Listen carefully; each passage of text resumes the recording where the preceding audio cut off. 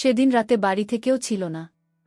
মা গ্রামের বাড়ি গিয়েছেন, বাবা অফিসের ট্রিপে, আমি জ্বর নিয়ে বিছানায় শুয়েছিলাম। আর মালা রান্নাঘরে ব্যস্ত। মালা আমাদের বাড়ির গৃহপরিচারিকা, 3 বছর ধরে আছেন। কিন্তু কখনো মনে হয়নি তিনি পরিচারিকা, বরং যেন ঘরের একজন। রাত বাড়ছিল। হঠাৎ আমার শরীর কাঁপতে শুরু করল। মালা দৌড়ে এলো, কপালে হাত রেখে আঁচ করল। শরীরটা একদম জ্বলছে। সে তাড়াতাড়ি জ্বরের ওষুধ খাইয়ে ভেজা তোয়ালে দিয়ে সারা গা মুছে দিতে লাগল। আমি ক্লান্ত চোখে তাকিয়ে দেখছিলাম তাকে, তার চোখে ভয়, মুখে উদ্বেগ।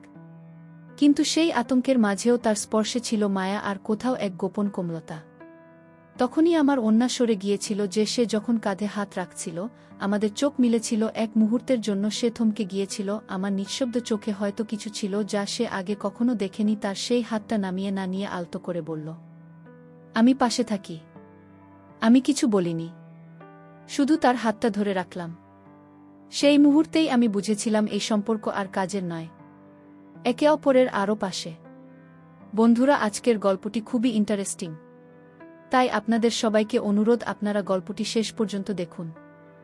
আর যে সমস্ত বন্ধুরা আমার চ্যানেলের নতুন তারা অবশ্যই আমার এই চ্যানেলটি সাবস্ক্রাইব করে দেবেন এই রকম নতুন নতুন ভিডিও পেতে। আমি পরিচয় দিচ্ছি না। বয়স 33। একজন চর্মরোগ বিশেষজ্ঞ ডাক্তার। 5 বছর আগে জীবনে এক পরিবর্তন এসেছিল যা আজও আমার হৃদয়ে গেঁথে আছে। নতুন একটি ফ্ল্যাট কিনে কলকাতার নিউ টাউনে একা থাকতে শুরু করেছিলাম। বাবা মা নেই, কাজের লোকের অভাবে হিমশিম খাচ্ছিলাম। একদিন পাশের ফ্ল্যাটের মাসি এসে এক মেয়েকে নিয়ে এলেন, মিমতি। তখন 25 বছর বয়সী, চোখে বিষণ্ণতা আর মুখে অভিমান। জেনেছিলাম নিঃসন্তান হওয়ার অপবাদে স্বামী তাকে ত্যাগ করেছে। এখন ঘর নেই, গন্তব্য নেই। অনেক ভেবেচিন্তে তাকে আমার ফ্ল্যাটের সার্ভেন্ট রুমে থাকার অনুমতি দিলাম। কিন্তু আমি জানতাম না এই সম্পর্ক একদিন হৃদয়ের ঘরে জায়গা করে নেবে। প্রথম কয়েকদিনেই বুঝলাম মিনতি দায়িত্ববান, শান্ত স্বভাবের। কিন্তু চোখে এক চাপা কান্না। রান্নাঘরে কাজ করতে করতে মাঝে মাঝে থেমে গিয়ে জানালার বাইরে তাকিয়ে থাকত। একদিন দেখলাম সে হালকা অস্বস্তিতে আছে।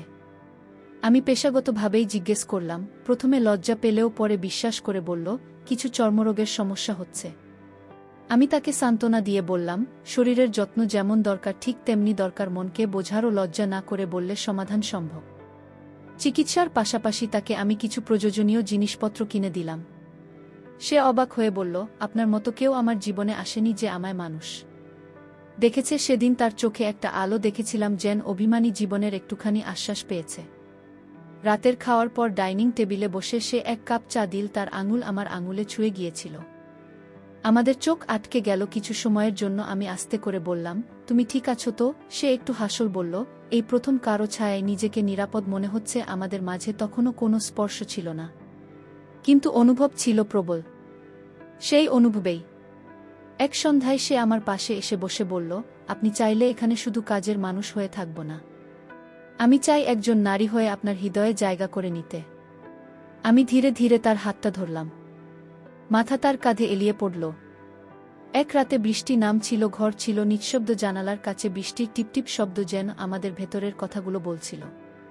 আমি তার চোখে চোখ রাখলাম। সে ধীরে আমার কাছে এগিয়ে এলো, যেন কোনো দ্বিধাহীন আস্থায় ভর করে। আমি তাকে আলতো করে জড়িয়ে ধরলাম, কাঁধে মুখ রাখলাম। বললাম, আমরা যা করছি যদি তা কেবল শরীর হয় তবে তা ক্ষণিকের, কিন্তু যদি ভালোবাসা হয় তবে সে থাকবে আমাদের সঙ্গে সারা জীবন। সে ফিসফিস করে বলল, তবুও আমি চাই এই মুহূর্তটা শুধুই আমাদের হোক। এখানে ভয় নেই, লজ্জা নেই, শুধু সম্মতি আর ভালোবাসা। আমরা ধীরে ধীরে একে অপরের দিকে এগিয়ে এলাম। কোনো তাড়া ছিল না, কোনো দাবি নয়। তার কপালে চুমু দিলাম, সকালে আলতো ছোঁয়া রাখলাম।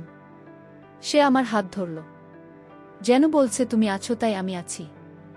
সেই রাত ছিল এক অনুভবের রাত। নিঃশব্দে একে অপরকে ছুঁয়ে দেখার, হৃদয়ের স্পন্দন বোঝার। চাদরের নিচে ছিল না কোনো লুকোনো আকাঙ্ক্ষা, বরং ছিল এক নতুন ভোরের অপেক্ষা, যেখানে ভালোবাসা জন্ম নেয়া মাটি থেকে বিশ্বাসের আকাশে। ঠিক তখনই হঠাৎ একদিন দরজায় কড়া নাডল। অতীত। মিনতির স্বামী ফিরে এসেছে। অনুতপ্ত হয়ে বলল, আমার ভুল ছিল। আমি চাই মিনতি আবার আমার ঘরে ফিরে আসুক। আমি চুপ করেছিলাম। বললাম, আমি কোনো বাধা দেব না। মিনতির সিদ্ধান্তই চূড়ান্ত। কিন্তু মিনতি ধীরে বলল, আমি আর ফিরে যেতে পারবো না। আমি এবার সত্যিকারের ভালোবাসা পেয়েছি। আমি এখানে থাকতে চাই, এই মানুষের পাশে যে আমায় সম্মান দিয়েছে, ছুঁয়েছে হৃদয় দিয়ে। 1 মাস পর ডাক্তারি পরীক্ষায় জানা গেল মিনতি মা হতে চলেছে।